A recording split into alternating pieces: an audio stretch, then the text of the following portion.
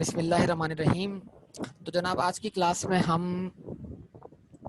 Inventory का cost allocation method सीखने जा रहे हैं कि अगर आपके पास गोडाउन में एक वक्त में एक ही किस्म की इन्वेंट्री रखी हुई है जो मुख्तलिफ रेट्स पर आई हो और आप ये आइडेंटिफाई ना कर पा रहे हों कि आपने जो 800 यूनिट बेचे हैं वो कौन सी वाली इन्वेंट्री की लेयर में से बेचे हैं। जैसे मिसाल के तौर पर ये क्वेश्चन अगर आप रीड करते हैं कि एक बिजनेस की इन्वेंट्री से रिलेटेड डेटा आपको दे दिया गया है जिसमें यूनिट्स भी दिए गए हैं, अमाउंट भी दिए गए हैं, ओपनिंग बैलेंस दिया गया है 150 यूनिट्स का, अमाउंट दिए गए हैं 6,750,000 का। अब आपने 31 जनवरी को मजीद गुड्स क्या किए हैं, परचेज किए। ठीक है बेटा, जी बिल्कुल यही टॉपिक है। अब आप अपनी गुड्स बेच रहे हैं 1 फरवरी को 800 यूनिट। अब सवाल ये है कि जनाब ये 800 यूनिट जो है ये आपने फिजिकली जो बेचे हैं उस देखे ना गोडाउन में आके तो क्या हो गया, ये 150 यूनिट भी और 1000 यूनिट भी क्या होगा, मिक्स हो गए। मिक्स हुआ कि नहीं हुए? तो गोडाउन में आके सब कुछ मिक्स हो गया। तो जब आपने 800 यूनिट बेचे हैं तो वो 800 यूनिट आपने कौन से वाले बेचे हैं? हो सकता है आपने 800 यूनिट जो है इस 1000 में से बेच दिए हो, तो इस 1000 के 200 यूनिट बाकी हो, बाकी 150 पूरे के पूरे बाकी हो। सवाल ये है मेरा यहाँ पर। तो मसला ये है कि जब आप इस 800 यूनिट की सेल तो आपको दी हुई है और 800 यूनिट की आपको कॉस्ट निकालनी होगी, और ये जो इन्वेंट्री है ये मुख्तलिफ डेट्स पर हमारे पास आई हुई है, मुख्तलिफ रेट पर। ठीक है, मिसाल के तौर पर ये अगर ये क्या कहते हैं रेफ्रिजरेटर्स रखे हुए हैं आपके पास, तो आपके पास गोडाउन में 150 रेफ्रिजरेटर रखे हुए थे जो कि पुरानी कॉस्ट पे थे। फिर आपने 1000 रेफ्रिजरेटर और मैन्युफैक्चर किए, उसकी कॉस्ट ये आ गई। तो जब आप 800 रेफ्रिजरेटर मार्केट में क्या कर रहे हो, सेल कर रहे हो, या एसी जो भी नाम दो उसको आप, जब 800 यूनिट सेल कर रहे हो तो वो 800 यूनिट आप कौन से वाले बेच रहे हो? 150 पुराने वाले, 650 नए वाले, ऐसा भी हो सकता है। या 800 सेल किया आपने बिल्कुल नए वाले, तो कॉस्ट इसके हिसाब से आएगी। ठीक है ना? तो इसका मतलब क्या है कि जो यूनिट सेल हुए हैं उनकी कॉस्ट निकालने के लिए मुख्तलिफ अप्रोचेस हमारे पास हैं, मौजूद हैं। ठीक है, एक अप्रोच कहते हैं उसको फीफो मेथड। फीफो मतलब फर्स्ट इन फर्स्ट आउट। जो गोडाउन में सबसे पहले इन हुआ है उसको सबसे पहले सोल्ड माना जाएगा। फर्स्ट इन फर्स्ट आउट क्या मतलब? इन 800 यूनिट की कॉस्ट ऑफ गुड्स सोल्ड कैसे निकाली जाएगी? ये अज्यूम किया जाएगा कि ये 800 यूनिट जो बिके हैं पहले ये 150 वाले बिके हैं, और फिर उसके बाद जो रिमेनिंग 650 हैं वो इस 1000 में से बिके। इसको हम बोलेंगे फर्स्ट इन फर्स्ट आउट। ठीक है बेटा, बात समझ में आती है? ये अप्लाई करके दिखाएंगे अभी आपको। रिस्पॉन्स दीजिएगा प्लीज सब लोग। फर्स्ट इन फर्स्ट आउट, जो गोडाउन में पहले आया अज्यूम ये किया जाएगा वही सबसे पहले क्या हुआ है, सेल हुआ है। First in first out, FIFO. तो what is FIFO? FIFO method is what? Is a method for cost allocation of inventory. Inventory की जो कॉस्ट एलोकेशन है उसके लिए मेथड इस्तेमाल करते हैं हम first in first out. F को एवरेज कॉस्ट मेथड। अब एवरेज कॉस्ट मेथड क्या है? एवरेज कॉस्ट मेथड ये है कि यार ये सारी इन्वेंट्री तो वैसे मिक्स हो गई, तो अब हमें पता नहीं लग रहा कि हमने कौन सी इन्वेंट्री बेची है। तो आप ये भी कर सकते हैं कि आप बोलेंगे भाई इस कॉस्ट का और इस कॉस्ट का आप सम कर लें, और इस यूनिट का आप इस यूनिट का सम कर लें, तो ये कॉस्ट और ये कॉस्ट मिलकर क्या हो जाएगी, टोटल कॉस्ट बन जाएगी। और ये टोटल कॉस्ट होगी फिर 1150 यूनिट की। जब आप उस टोटल कॉस्ट को 1150 यूनिट से डिवाइड कर देंगे तो आपको हर एक यूनिट की एवरेज कॉस्ट मिल जाएगी। तो फिर आप अज्यूम करें कि आपने ये 800 यूनिट जो है उस एवरेज कॉस्ट पे क्या किए, सेल किए। एफ को मेथड, एवरेज कॉस्ट मेथड। बात समझ पा रहे हैं? तो ये concept first in first out method और एफको मेथड कब अप्लाई होता है? जब आपके पास एक ही किस्म की इन्वेंट्री गोडाउन में पड़ी हुई हो जो कि आपने मुख्तलिफ डेट पे परचेज की हो और उनके रेट्स क्या हो मुख्तलिफ हो, तो फिर आपको क्या करना होता है, ये कॉस्ट एलोकेशन मेथड अप्लाई करना होता है जिसका नाम फर्स्ट इन फर्स्ट आउट है और एफको मेथड है, एवरेज कॉस्ट मेथड है। इसमें एक तीसरा मेथड भी है जिसको ऑब्सोलीट कर दिया गया है, खत्म कर दिया गया है, इस एज पर इंटरनेशनल अकाउंटिंग स्टैंडर्ड वो अलाउ नहीं है, वो है LIFO, last in first out. तो लीफो बीकॉम वगैरह के अंदर आज भी पूछा जाता है, तो उसके लिए आपको पता होना चाहिए लीफो क्या है। तो लीफो का मतलब ये है कि लास्ट इन फर्स्ट आउट, जो सबसे लास्ट में आया, जो सबसे लास्ट में आया वो सबसे लास्ट में, मतलब वो जो सबसे लास्ट में आया उसमें से आप कॉस्ट एलोकेट करो। मतलब ये 800 यूनिट बेचते वक्त आपके पास सबसे लास्ट यूनिट्स कौन से थे? 1000। तो आप अज्यूम करो कि ये जो 800 यूनिट है ये 1000 में से क्या हुए? सेल हुए। लेकिन ये सिस्टम, ये मेथड जो है वो एज पर IS2 अलाउड नहीं है। तो अगर आपसे सवाल पूछा जाता है एग्जाम में, which cost allocation method is not permitted by IS2, और ऑप्शन आते हैं specific identification method, FIFO method, LIFO method और FIFO method, LIFO method and AFCO method. तो जवाब क्या होगा? LIFO, LIFO, last in first out. कोई स्टूडेंट नहीं होते, क्लास शुरू हो जाती है और क्लास शुरू होने के बाद सबसे आखिर में क्लास में एंटर होते हैं, लेकिन क्लास खत्म होने के बाद सबसे पहले क्लास से बाहर जाते हैं, तो लास्ट इन फर्स्ट आउट। ठीक है, बहुत सारे स्टूडेंट यहाँ पर जूम पर भी सबसे आखिर में क्लास में एंटर होते हैं, लेकिन जैसे हम अल्लाह हाफिज बोलते हैं तो क्लास ऐसे लीव करते हैं कि पता नहीं लगता। लास्ट इन फर्स्ट आउट, सबसे आखिर में इन हुआ वो सबसे पहले अज्यूम किया जाएगा बिका हुआ। ठीक है बेटा, बात क्लियर है? तो first in first out AFCO method और last in first out LIFO method. LIFO is not allowed as per IS2। 2001 में जब वर्ल्ड ट्रेड सेंटर से जहाज टकराया था, तो जहाज टकराने के बाद इस लीफो तो कोई कहानी कनेक्टेड है, तो जहाज टकराने के बाद ये लीफो मेथड क्या हो गया बेटा? ऑब्सोलीट हो गया। तो उस जहाज के टकराने का इस लीफो मेथड से क्या ताल्लुक है, वो कभी आपको मौका मिले तो आप सर्च कीजिएगा। बहरहाल मैं अभी इस बहस में नहीं पढ़ता। नहीं बेटा, कोई फीलो मेथड नहीं है, फर्स्ट इन लास्ट आउट ऐसा नहीं। वो लीफो ही हुआ ना बेटा, लीफो ही हुआ ना, लास्ट इन फर्स्ट आउट का मतलब वही है ना। जो लास्ट इन हुआ है वो सबसे पहले बाहर गया, तो जो फर्स्ट इन हुआ है वो लास्ट सबसे आखिर में जाएगा। बात तो वही है, फीलो जिसको आप बोल रहे हो वही वही लीफो है ना बेटा। अच्छा जी, तो अब इसको हम सॉल्व करने जा रहे हैं। तो इसमें आप फीफो मेथड फॉलो करते हुए आप परपेचुअल सिस्टम भी फॉलो कर सकते हैं। भाई परपेचुअल सिस्टम का ताल्लुक तो इन्वेंट्री डेबिट करने से है ना। यस और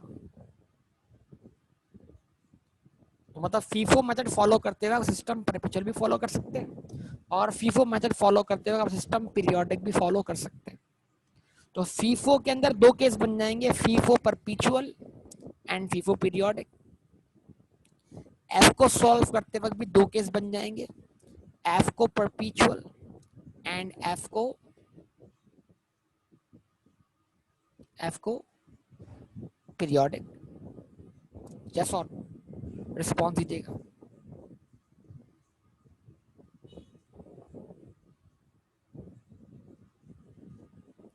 ठीक है ना, ऐसे ही है, बताइए। चलें, okay.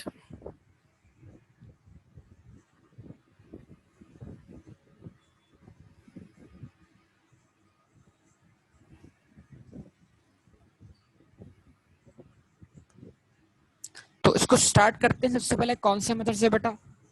First in first out से। उसके लिए आप क्या करें, एक स्केच बना लेंगे उसको हम बोलते हैं inventory ledger card.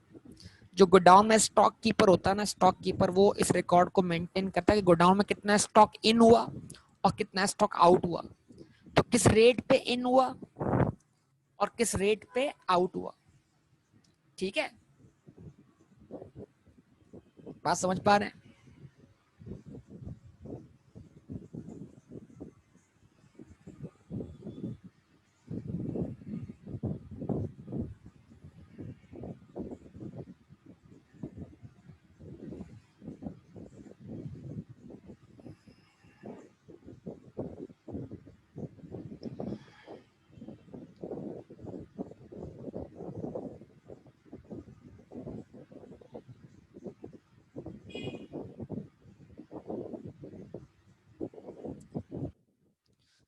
Inventory ledger card,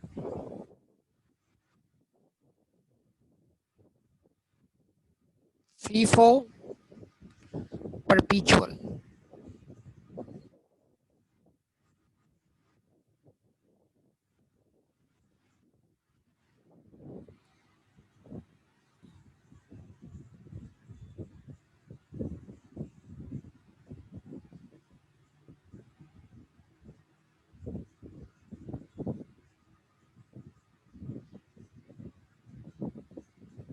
description,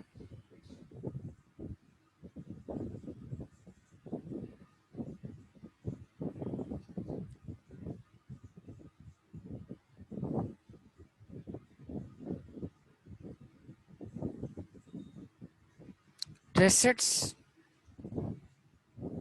godown में कितनी इन्वेंट्री रिसीव हुई,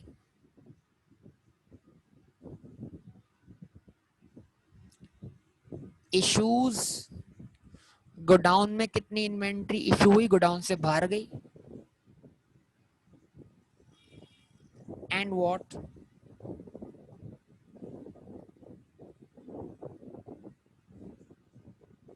बैलेंस। अब गोडाउन में बची हुई इन्वेंट्री का बैलेंस क्या है?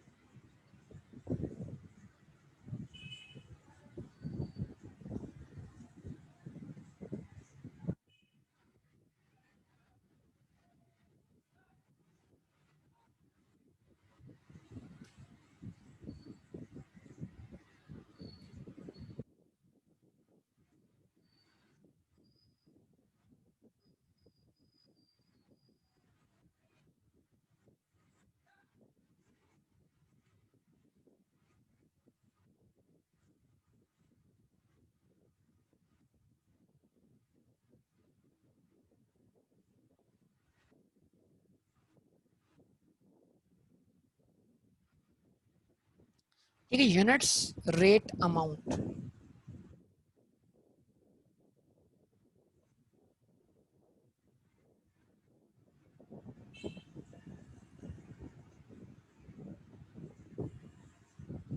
आप चाहें तो इसको लैंडस्केप फॉर्म में बना सकते हैं।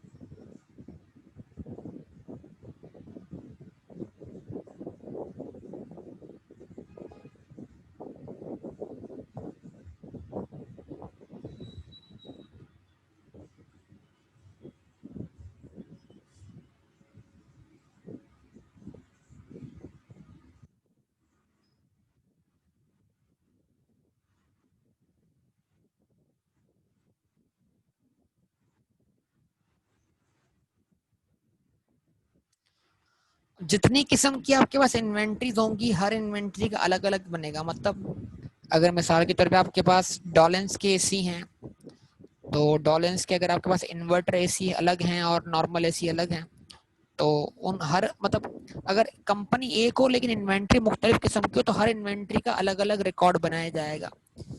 यानी ऐसा नहीं कि किसी एक इन्वेंट्री को आप दूसरी इन्वेंट्री से मिक्स करते हैं, ऐसा पॉसिबल नहीं। यानी एक टाइप की इन्वेंट्री का एक कार्ड बनेगा, ये चीजें में रखिएगा। अगर दो किस्म की इन्वेंट्रीज हैं तो दो कार्ड बनाए। जैसे मिसाल के तौर पर अगर आपके पास जो है वो गोडाउन में जो है वो टेबल फैंस भी हैं, और आपके पास जो है वो सीलिंग फैंस भी हैं, तो आप टेबल फैंस को अलग कर दें, सीलिंग फैंस को अलग कर दें। फिर अगर आपके पास एक वक्त में मुख्तलिफ कंपनी के टेबल फैंस हैं, तो जिस जिस कंपनी का टेबल फैन है उसका अलग अलग रिकॉर्ड मेंटेन करें, लाजमी सेपरेट रिकॉर्ड। ठीक है, तो इन्वेंट्री को आपने अलग अलग कंसीडर करना है, क्योंकि हर मुख्तलिफ किस्म की इन्वेंट्री क्या करनी है, आपने सेपरेट रखनी है। ये चीज ध्यान में रखिएगा। यस और रिस्पॉन्स दीजिए। अच्छा जी, अब यहाँ लीजिए रुपीज इन 1000, ताकि आपको बार बार एग्जामिनर क्या करता है, आपको ट्रैप करता है क्वेश्चन में बड़ी वैल्यूज देकर। तो आप ज्यादा जीरो कैलकुलेटर पे टाइप करने से और ज्यादा जीरो लिखने से आप बच जाएंगे, आपका टाइम ज़ाया होने से बच जाएगा, अगर आप उन वैल्यूज को कंसीडर करें रुपीज इन 1000। ठीक है, नाउ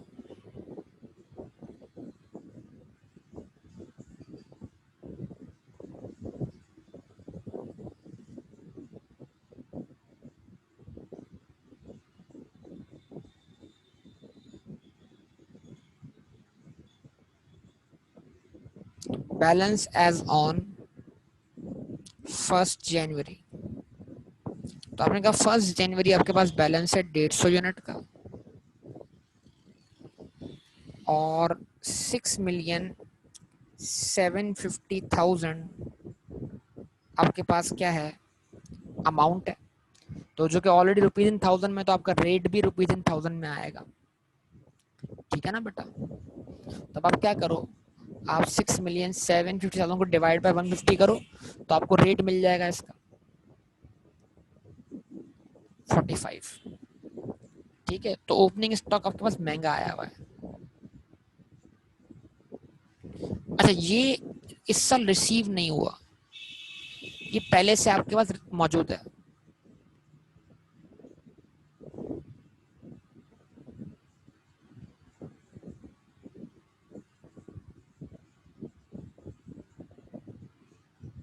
इसको आप ऐसे करिए, क्लोज कर दो और इसको दिखा दो फिर बैलेंस में कि हमारे पास जो है वो 150 यूनिट पड़े हुए हैं।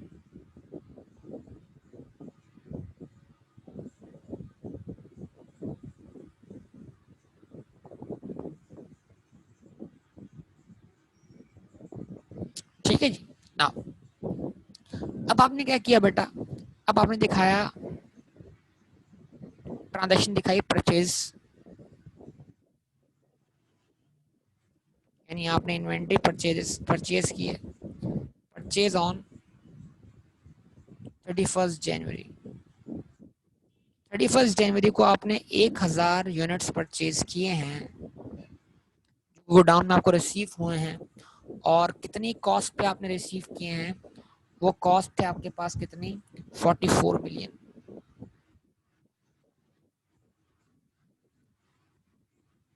यस और, तो आप उसको रुपीज इन थाउजेंड में क्या लोगे, 44,000। सही है, 44 को डिवाइड बाय 1000 करो तो आंसर क्या बनेगा, 44,000 को डिवाइड, तो आंसर क्या आएगा 44। ओके जी, तो 1000 यूनिट्स जो है आपके बैलेंस में शामिल हो गए।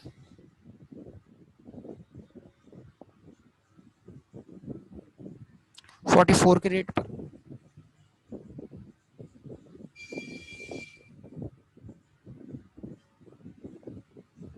ये 44,000 आपके पास यहाँ पर आ गया।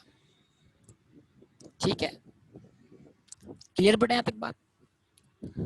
अब आप कितने यूनिट्स बेच रहे हो 1 फरवरी को? आप कितने यूनिट्स बेच रहे हो 1 फरवरी को? आप कितने यूनिट बेच रहे हो 1 फरवरी को? 800। भाई परपेचुअल सिस्टम है ना, तो हर ट्रांजैक्शन को उसकी डेट पे आपने कंसीडर करना है, ठीक है? तो 800 यूनिट आपने कितने के बेचे बेटा? 44 मिलियन के बेचे।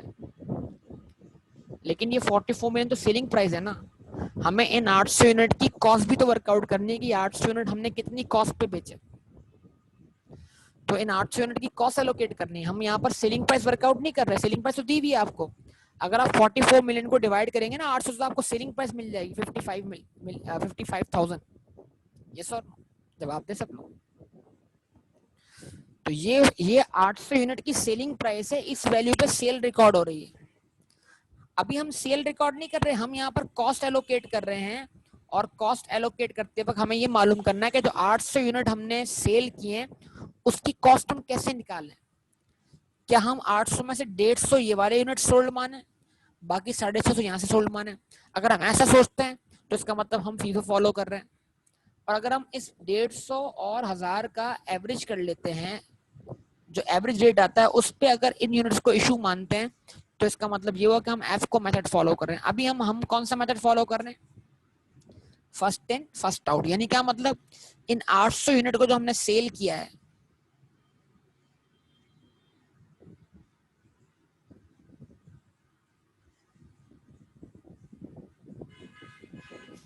इन 800 यूनिट को जो हमने सेल किया है 1 फरवरी को, उसको हमने इस तरह सेल किया कि हमने 150 यूनिट बेचे हैं ओपनिंग स्टॉक वाले, पुराने वाले, जिनकी कॉस्ट है 6,750,000। और हमने रिमेनिंग 650 यूनिट जो हैं वो उस स्टॉक के लेयर में से बेचे हैं, जो स्टॉक के लेयर हमने 44,000 के हिसाब से परचेज किए।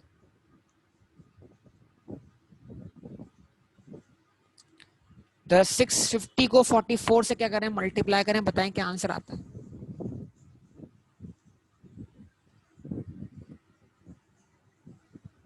प्लीज बेटा रिस्पॉन्स।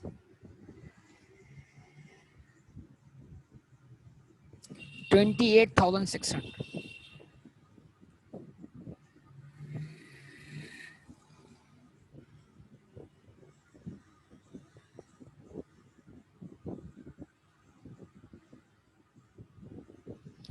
अब इसका मतलब ये है कि हमारे पास ये 150 यूनिट ओपनिंग स्टॉक वाले बिक चुके, ये हमारी कॉस्ट ऑफ सेल का पार्ट बन गए।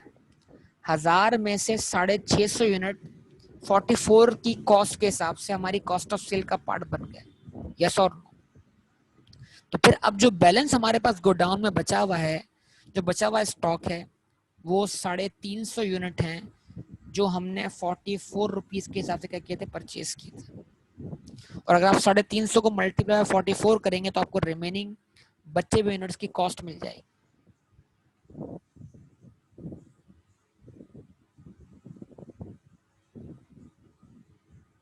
$15,400। यस बेटा, क्लियर? जवाब दें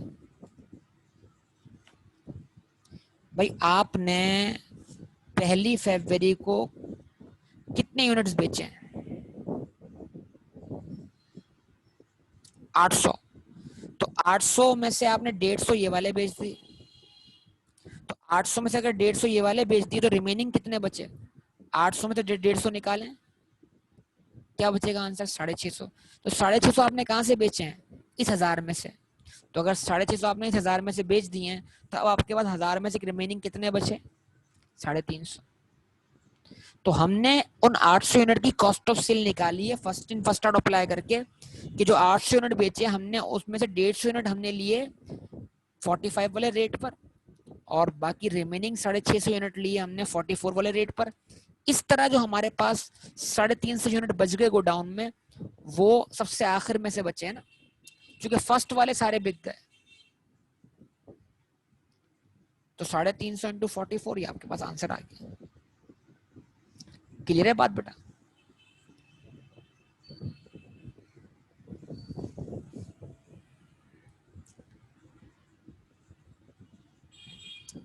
हजार को ब्रैकेट में क्यों लिखूं? हजार तो ऐड हो रहा है ना इसके अंदर, हजार में से ये जा रहा है आपके पास, जो जा रहा है वो उसके अपोजिट आ रहा है, तो बैलेंस बच जाएगा आपके पास। ठीक है बेटा, अभी जिस तरह मैं कर रहा हूँ उस तरह फॉलो करें, अगर आप इसके अंदर इसको देख लें बराए मेहरबानी। ठीक है, अच्छा उसके बाद क्या कर रहे हैं आप? अब उसके बाद नेक्स्ट ट्रांजैक्शन आपके पास क्या है? नेक्स्ट ट्रांजैक्शन आपके पास ये है कि आप 15 फरवरी को मजीद 1500 यूनिट क्या कर रहे हैं, परचेज कर। यस और जवाब दें। कितने के? 66,750,000।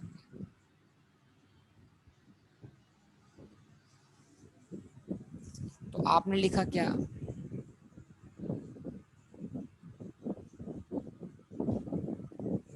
परचेजेस ऑन 15 फरवरी। तो आपके गोडाउन में 1500 यूनिट क्या हुए, रिसीव हुआ, और उनकी कॉस्ट कितनी थी? 66,750,000। तो अगर आप 66,750 को डिवाइड कर दोगे किससे? 1500 से, तो आपको आंसर मिलेगा यहाँ पर। क्या आंसर मिला? 44.5। यानी आपने हर एक यूनिट 44,500 का क्या किया, परचेज किया, और ये जाके आपके गोडाउन में इन्वेंट्री का जो बैलेंस था उसमें जाके क्या हो गया, ऐड हो गया। ठीक है,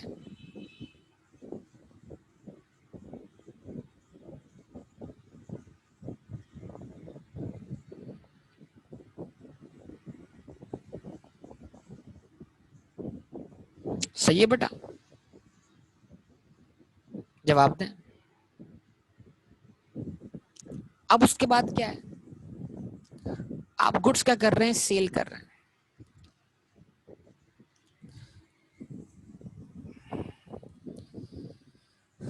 अगली ट्रांजैक्शन जो है सेल की, क्योंकि 15 मार्च को स्टॉक और आ रहा है, लेकिन उससे पहले आप गुड्स सेल कर रहे हैं। कितनी सेल कर रहे हैं? 1750। और 1750 आप कितने की सेल कर रहे हैं? 96,250,000 की सेलिंग प्राइस। हमें इससे कोई लेना देना नहीं फिल वक्त। 1750।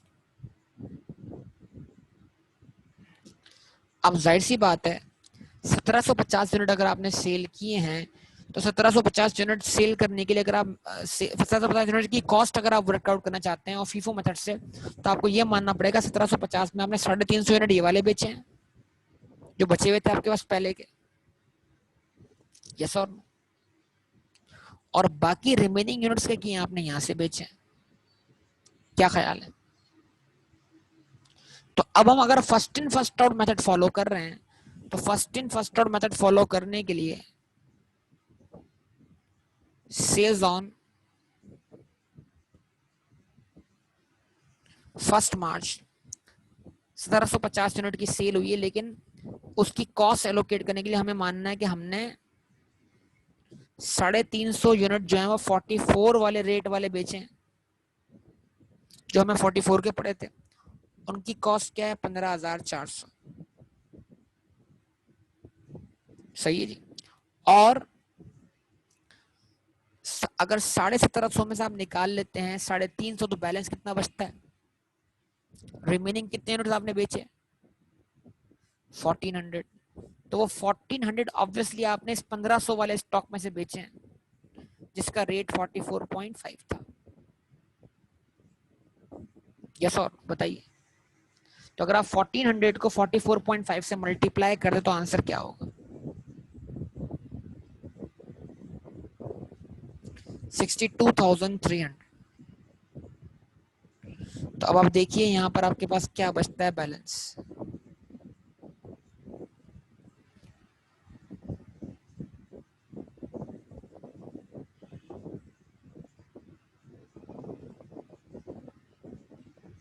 ठीक है,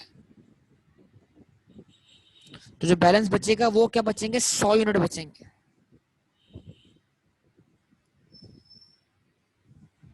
ठीक है, 100 बचे ना आपके पास, 100 नहीं बचे।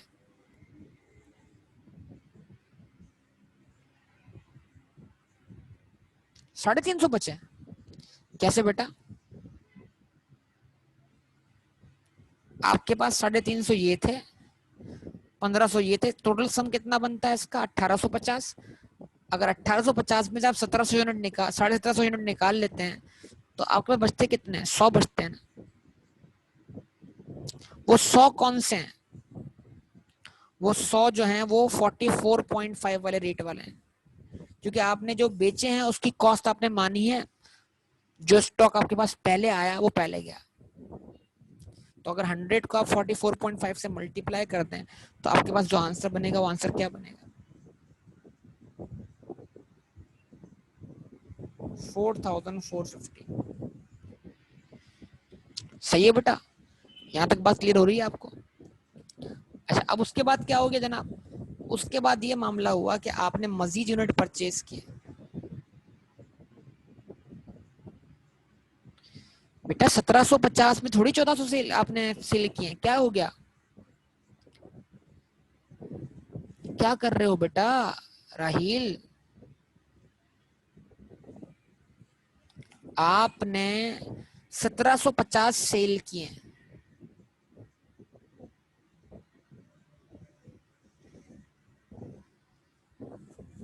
तो जब आपने 1750 सेल किए हैं तो आप ये मान रहे हो कि 350 आपने ये वाले सेल किए इस कॉस्ट वाले, और बाकी रिमेनिंग जो है वो इस 1500 में सेल किए। तो अगर आपने टोटल 1750 सेल किए थे तो 350 तो ये वाले हो गए, रिमेनिंग कितने बचे, 1400 वो। नहीं बेटा, अभी मैंने एंट्री कहाँ बनाई है हाजिक, परचेज का लफ्ज मैं इस्तेमाल कर रहा हूँ, परचेज का मतलब मैंने खरीदा, तो ट्रांजैक्शन बता रहा हूँ ना, खरीद कर मैं क्या डेबिट कर रहा हूँ, परचेज डेबिट कर रहा हूँ या इन्वेंट्री डेबिट कर रहा हूँ। मैंने एंट्री बनाई कोई आपके सामने, ये तो गोडाउन का रिकॉर्ड है ना बेटा।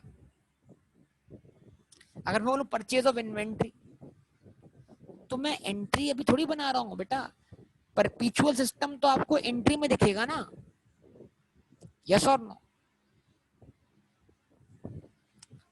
लेकिन परपीचुअल सिस्टम आपको यहाँ भी दिखना चाहिए, जैसे जिस डेट पे गुड्स सेल हो रही हैं एग्जैक्टली मैं उस डेट पे उनकी कॉस्ट भी वर्कआउट कर रहा हूँ। इस बात को तो सोचो ना बेटा, ये मैं इश्यूज के अंदर क्या कर रहा हूँ, कॉस्ट ऑफ सेल ही तो वर्कआउट कर रहा हूँ एक तरीके से। तो अगर मैं सेल के साथ फौरी तौर पे कॉस्ट ऑफ सेल निकाल रहा हूँ तो इसका मतलब मैं सिस्टम कौन सा फॉलो कर रहा हूँ, परपीचुअल फॉलो कर रहा हूँ। ठीक है, तो चाहे सिस्टम पीरियोडिक हो या सिस्टम परपीचुअल हो, एग्जामिनर तो आपको ट्रांजेक्शन में बताएगा ना, आपने इन्वेंट्री परचेज की तो परचेज का लफ्ज अल्फाजों में तो इस्तेमाल होगा ना। डेबिट क्रेडिट करते वक्त अगर आप इन्वेंट्री डेबिट करते हो तो सिस्टम परपीचुअल है, और अगर आप परचेज अकाउंट डेबिट करते हो तो सिस्टम क्या है, पीरियोडिक है। ठीक है, अगर एग्जामिनर बोलता है परचेज ऑफ फिक्स एसेट तो आप ये तो नहीं बोलोगे ना कि यार सर फिक्स एसेट तो परचेज नहीं है हमारी, वो तो हमारे लिए प्रॉपर्टी प्लांट इक्विपमेंट है। लेकिन परचेज का लफ्ज खरीदने के मायने में तो इस्तेमाल हो सकता है ना बेटा अंग्रेजी में। ठीक है, तो इस बात की एहतियात करें। अच्छा हुआ आपने सवाल पूछ लिया, बहुत अच्छी बात है।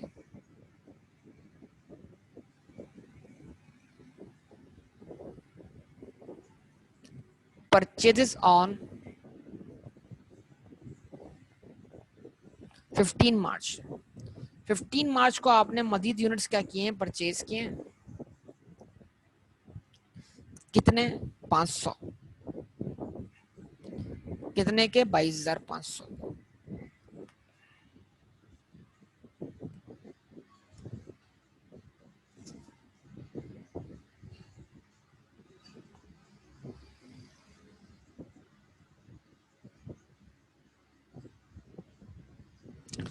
तो अगर आप 22,500 को मल्टी डिवाइड कर दें किससे, 500, तो आपको रेट कितना मिलेगा, 45। ये 500 यूनिट आपके बैलेंस का पार्ट बन गए।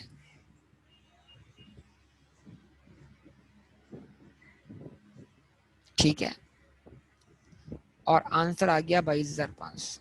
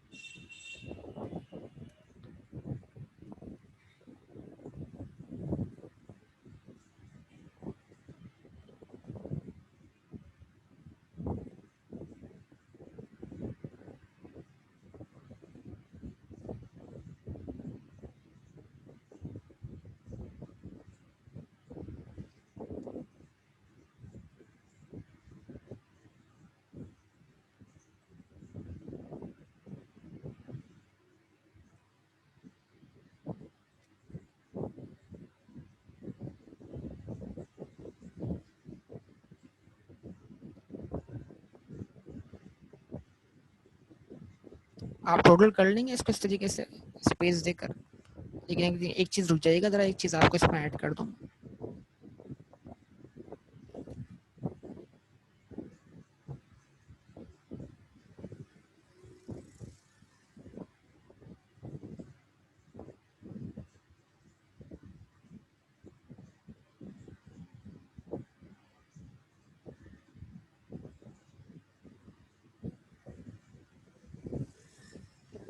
ठीक है जी ना।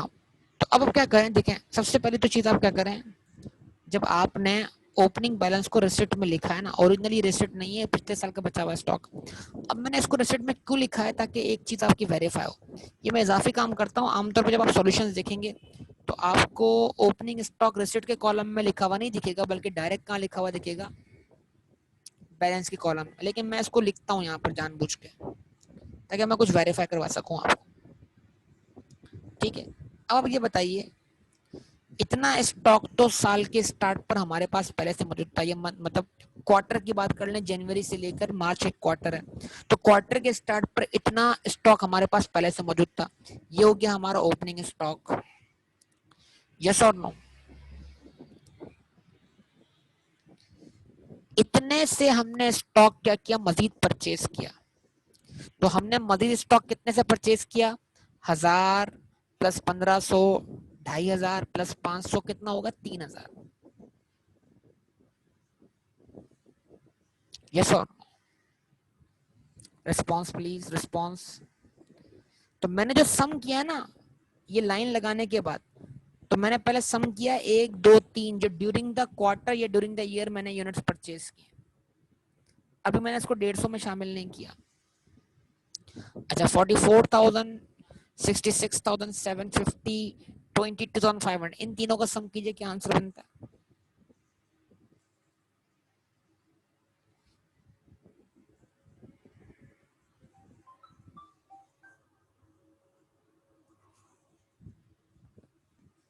इन तीनों का सम कीजिए, क्या आंसर बनता है। 133,250। तो इतने से आपके पास ओपनिंग स्टॉक यूनिट्स थे 3000 यूनिट्स और आपके पास ऐड हुए, तो आपके पास टोटल इस साल 3000 या इस क्वार्टर में 3150 यूनिट्स अवेलेबल थे बेचने के लिए। ठीक है। अच्छा, जो यूनिट्स आपने किस क्वार्टर में परचेज की उसकी कॉस्ट ये है, ओपनिंग स्टॉक की कॉस्ट ये है। तो 33,250 में अगर आप 6,750 क्या कर दें, ऐड कर दें, तो बताइए आंसर क्या आता है।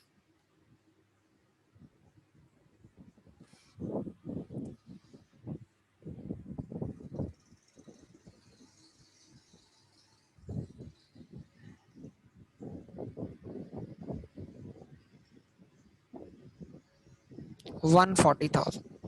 जबरदस्त। अच्छा जी, ड्यूरिंग द क्वार्टर हमने 800 यूनिट और 1750 यूनिट क्या किए, सेल किए। तो टोटल हमने कितने यूनिट सेल किए बताइए। ड्यूरिंग द क्वार्टर हमने 150 और 650, 800 यूनिट सेल किए और 1750 यूनिट सेल किए। टोटल हमने कितने सेल किए,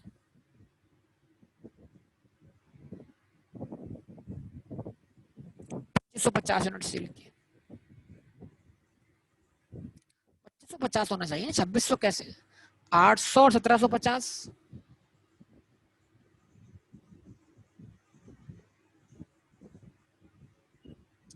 ठीक है, तो 3150 यूनिट में से अगर, प्लीज 3150 यूनिट में से अगर 2550 यूनिट क्या हुए, सेल हुए, तो बचे हुए कितने होने चाहिए, 3150 माइनस 2550, तो बचे हुए कितने होने चाहिए, 600। और ये कार्ड भी हमें 600 ही बता रहा है, यस और नो। और इन 600 को हम गोडाउन में गिनती करके भी वेरीफाई कर सकते हैं कि फिजिकली 600 एग्जिस्ट करते हैं नहीं करते। और अगर फिजिकली 600 एग्जिस्ट नहीं करते, 550 एग्जिस्ट करते हैं, तो 50 की क्या आ जाएगी, शॉर्टेज। क्या ख्याल है। फिर उस शॉर्टेज की हमें क्या पास करनी होगी, अलग से एडजस्टमेंट। लिंक बनना शुरू हो गया चीजों का। फिलहाल हम मान लेते हैं गोडाउन में 600 यूनिट्स ही हैं, तो थ्योरेटिकली भी 600 आ रहे हैं, गोडाउन में भी 600 हैं। सही है बेटा, जवाब दें। अच्छा, जो हमने 2550 यूनिट्स बेचे हैं, उनकी फर्स्ट इन फर्स्ट आउट के तहत कॉस्ट क्या है, ये कॉस्ट है। तो इन सब का सम कर दें जरा आप।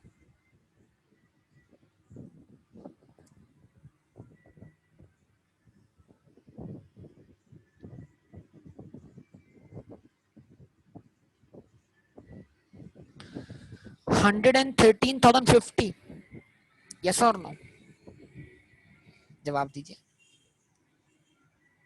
अच्छा, अगर ये इन्वेंट्री अकाउंट का बैलेंस बीडी था और इतने से इन्वेंट्री अकाउंट में क्या हुआ है, इजाफा हुआ है इन्वेंट्री खरीदने की वजह से, तो इन्वेंट्री अकाउंट का डेबिट साइड का टोटल ये हो जाएगा।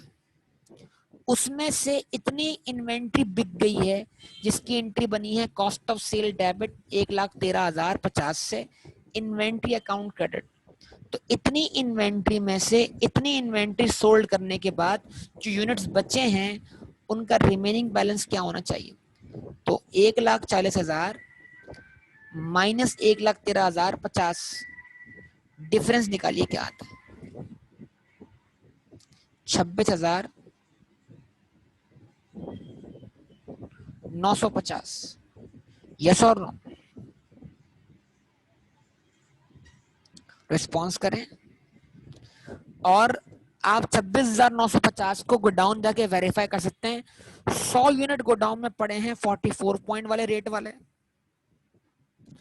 500 यूनिट्स गोडाउन में पड़े हैं 45 वाले रेट वाले। जब आप उनको उनके रेट से मल्टीप्लाई करोगे तो आपको ये आंसर वेरीफाई हो जाएगा। तो थ्योरेटिकली भी आपका इन्वेंट्री लेजर कार्ड ये आंसर शो कर रहा है, और गोडाउन जाकर भी आप इसको वेरीफाई कर सकते हैं, यस और नो। क्या ख्याल है?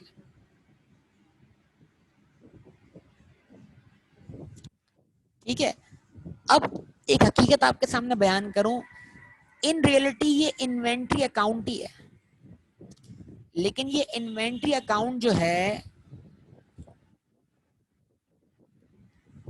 ये इन्वेंट्री अकाउंट जो है ये कौन से वाले लेजर वाले फॉर्म में बना है, इसको बोलते हैं सेल्फ बैलेंसिंग लेजर। जिस तरह मैंने बैंक का क्या किया था, बैंक स्टेटमेंट बनाई थी ना सेल्फ बैलेंसिंग लेजर पर,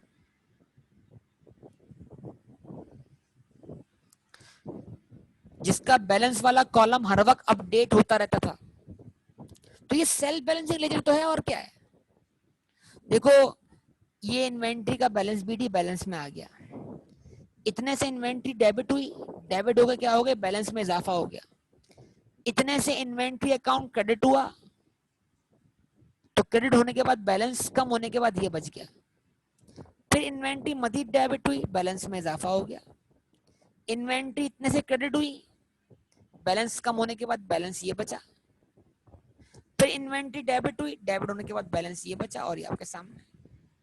तो टोटल इन्वेंट्री का बैलेंस बीडी ये था, टोटल इतने से इन्वेंट्री अकाउंट क्या हुआ है, डेबिट हुआ है, टोटल इतने से कॉस्ट ऑफ सेल डेबिट हुई है, इन्वेंट्री अकाउंट क्रेडिट हुआ है।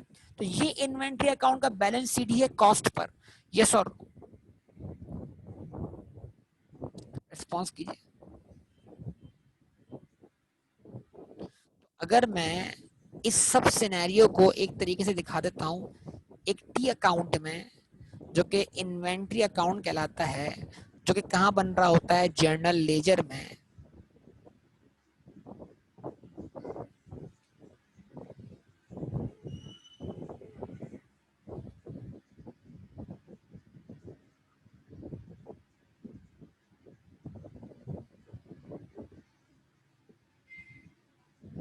तो इसका मतलब क्या, अगर ये अकाउंट में दिखाता हूँ, ये सब कुछ मैं इस अकाउंट में दिखा रहा हूँ जो अकाउंटेंट मेंटेन कर रहा है, तो इस अकाउंट के अंदर ये अमाउंट इन्वेंट्री का बैलेंस बीडी होना चाहिए था 6,750, और टोटल हमने इतने से इन्वेंट्री परचेज की है। सिस्टम परपेचुअल अज्यूम कर रहे हैं, तो जितनी से इन्वेंट्री परचेज की है उतने से हमने इन्वेंट्री अकाउंट डेबिट कर दिया है 133,250 से। रीजन इधर आपका बैंक भी हो सकता है, क्रेडिटर अकाउंट भी हो सकता है। Inventory account debit, cashier bank credit, inventory account debit creditor, या अकाउंट पेएबल, जो भी आप नाम देना चाहें। ठीक है जी। और जो इन्वेंट्री आपने सोल्ड कर दी है उसकी first in first out method पर कॉस्ट ये है, तो इतने से एंट्री क्या बनी, cost of goods sold debit inventory account credit, कितने से 1,13,050 से। तो बेटा फिर हमारे पास इन्वेंट्री अकाउंट का बैलेंस सीडी कितना है,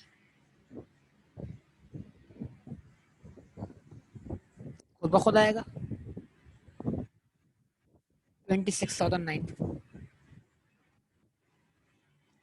असल में प्रॉब्लम ये है कि आपको कॉस्ट ऑफ गुड्स सोल्ड की एलोकेशन करने के लिए, कि कॉस्ट ऑफ गुड्स सोल्ड आपने किस रेट पे अज्यूम की है, उसके लिए आपको सब कुछ बनाना पड़ा। तो असल में इन्वेंट्री लेजर कार्ड या फर्स्ट इन फर्स्ट आउट जो है वो कॉस्ट एलोकेशन मेथड है, कि जो इन्वेंट्री बिक रही है उसकी कॉस्ट आप क्या अज्यूम कर रहे हैं। तो आप उसकी कॉस्ट अज्यूम कर रहे हैं कि जो पहले आया वो पहले बिका है। आप रेट वो वाला पिक कर रहे हैं जो सबसे पहले आई हुई इन्वेंट्री का रेट है, यानी आप first in first out cost ले रहे हैं।